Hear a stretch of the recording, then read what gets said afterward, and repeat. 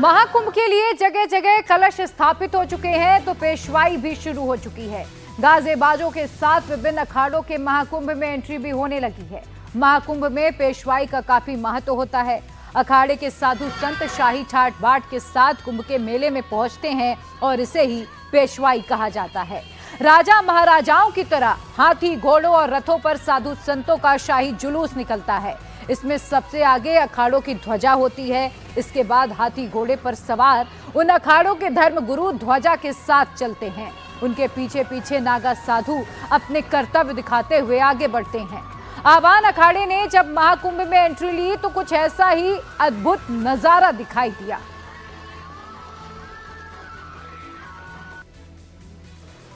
ये जैसे इसको पहले पेशवाई कहते थे, अब छावनी प्रवेश कहते हैं, इसका क्या महत्व होता है? पहले रजवाड़ों के पहले आपने सुना होगा हिस्ट्री में कि रजवाड़ों की छावनियाँ लगती थी। उसी छावनी में सभी सेनापति लोग पहुंचते थे। ऐसे ही ये भगवान गणेश जी की पेशवाई हो रही है। जो परंपरा है कि जब अर्ध कुंभ या महाकुंभ होता है तो जो अखाड़े हैं वो प्रवेश करते हैं, पेशवाई होती है, कब से चली आ रही है? इसका हमें अभी तक इतिहास पता नहीं है। अनादि है, अनंत है, अखंड है। हमने देखा कि जैसे जो आपका छावनी प्रवेश आ रहा है या पेशवाई जिसको कहें, उसमें नागा साधु हैं, उसमें ऊँट हैं, उसमें घोड़े हैं, आपके अखाड़े का ध्वज है। तो क्या क्या इसमें होता है? पूरे रास्ते किस तरह से साधु संत जाते हैं और कुंभ मेला परिसर में प्रवेश करते हैं? धर्म ध्वज जो है वो हमारा सनातन का प्रतीक है, इसलिए वो लेके जा रहे हैं। झंडे ही सब कुछ प्रतीक है जो ध्वज होता है, तो हम ध्वज के नीचे ही सब कुछ कार्य करते हैं। ये हमारा सनातन धर्म का प्रतीक है। उसी प्रतीक को के नीचे रह करके हम सब लोग सनातन धर्म की रक्षा करते हैं।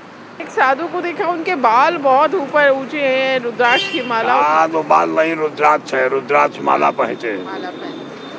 जैसे ये जो अर्ध कुंभ है, महाकुंभ है, आप पहले भी आते रहे? कुंभ कभी नहीं रहा, हमेशा महाकुंभ ही है। और प्रशासन ने अर्ध कुंभ जब था तो हमारे यशस्वी योगी आदित्यनाथ जी ने इस अर्ध कुंभ को भी महाकुंभ की उपाधि दिया।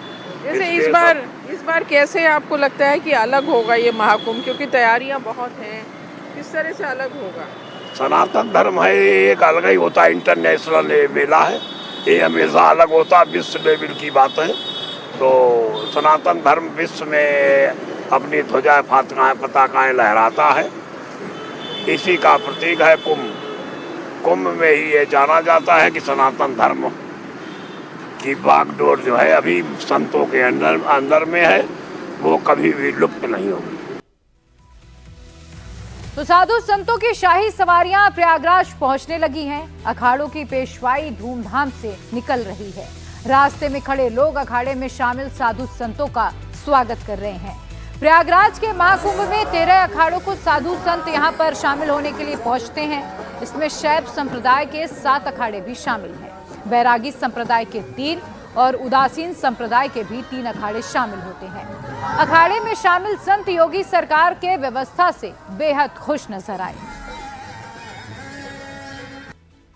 साधु संत है, पीछे ध्वज है, जो अखाड़े का ध्वज है, उसके पीछे नागा साधु हैं जो शक्ति प्रदर्शन कर रहे हैं। हाथों में तलवार और भाला है।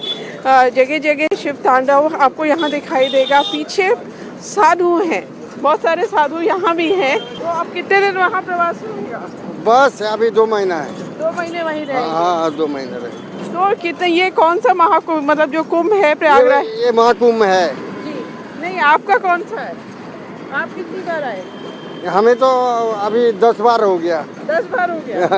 इस बार क्या लगता है कि और बढ़िया महाकुंभ? सबसे बढ़िया इस बार होगा। अच्छा, वजह? इस बार सबसे बढ़िया होगा महाकुंभ है।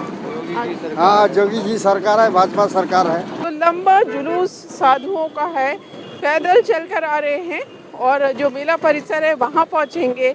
45 दिन जो महाकुंभ चलेगा, मेला परिसर में रहेंगे, शाही स्नान करेंगे।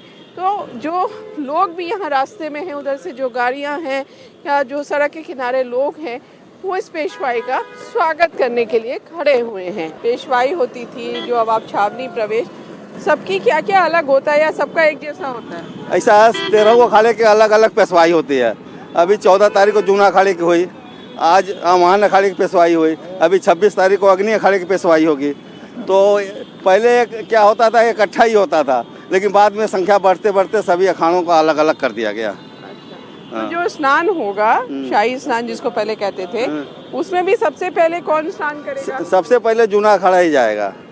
जूना के बाद हम लोग निरंजनी, फिर आह्वान, ये सब ऐसे करके जाते हैं। हाँ। ये जो आपका ध्वज है, अखाड़े का जो ध्वज है, इसके बारे में थोड़ा बताइए। ये ध्वज जो है ना, भगवा रंग का ध्वज है। ये भगवा जो है त्याग तपस्या सिखाता है, देशवासियों को ये सिखाता है कि सभी को त्यागी बनना चाहिए, दूसरे के लिए हम त्याग करें।